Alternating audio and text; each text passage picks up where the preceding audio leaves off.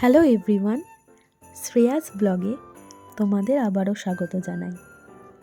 আজকে ব্লগটা শুরু করছি তারাপীঠে মা তারার দর্শন দিয়ে।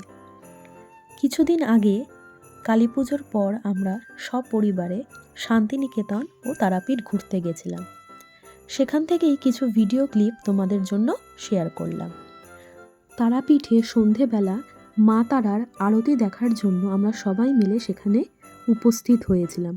লক্ষ লক্ষ ভক্তের সমাবেশ এখানে হয়। মা তারার এই সুন্দর উজ্জ্বল মুখ দেখলে যেন আমাদের মন ভরে যায়। তারপর আমরা সবাই মিলে কঙ্কালীতলায় পুজো দিতে গিয়েছিলাম পরের দিন সকালে। সেখানেই নাচের গ্রুপে আমরা জয়েন করেছিলাম, মা, বাবা, মাসি, দিদি, বাবা, মামনি সবাই। মামনি হচ্ছে দীপ্রদার মা। আমরা ভালোবেসে দীপ্রদার মাকে মামনি বলে ডাকি।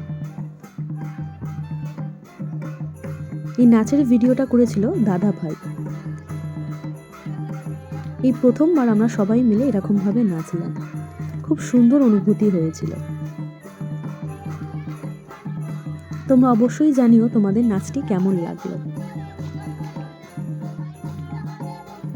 এবার আমি তোমাদের সাথে শেয়ার করব আমরা কোথায় ছিলাম। আমরা ছিলাম আমার কুটিরে আমেজ নামক একটা হোমস্টে বাংলোতে।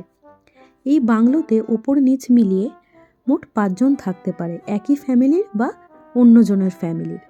এখানে পার নাইট পিছু ভাড়া হচ্ছে 4K করে। হোমস্টে বাংলো মানে এখানে তোমাদের সব কিছুই অ্যাভেলেবেল থাকবে।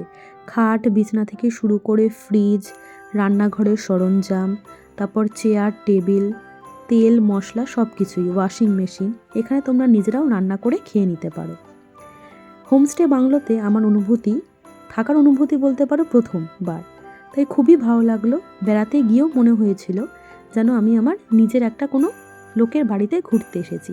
আর এত সুন্দর করে চারিদিকটা সাজানো ছিল, মানে সব জায়গাটা যেন ফটোজেনিক। আমি তো সব জায়গায় ফটো তুলেছি। আর আমাদের যে হোমস্টেটার নাম ছিল সেটা হচ্ছে আমেজ, আর দিদিদের যেটা ছিল সেটা হচ্ছে শকুন্তলা। খুব সুন্দর এখানে লাইব্রেরি ছিল, বসে কাজ করার জন্য টেবিল ছিল, সোফা ছিল, মানে একটা বাড়িতে যা যা থাকে সব কিছুই এখানে অ্যাভেলেবেল ছিল। এখানে আমরা আর দীপ্রদার মা বাবা মানে মামুনি আর বাপি ছিলাম। আমরা উপরে ছিলাম আর ওরা নিচে ছিল। বাংলোর ছাদ থেকে কিছু ছবি আমি তোমাদের জন্য শেয়ার করলাম। এখানে আমি আমার ডেলি ব্লগটি শেষ করছি, বড়দের প্রণাম ও ছোটদের ভালোবাসা জানিয়ে।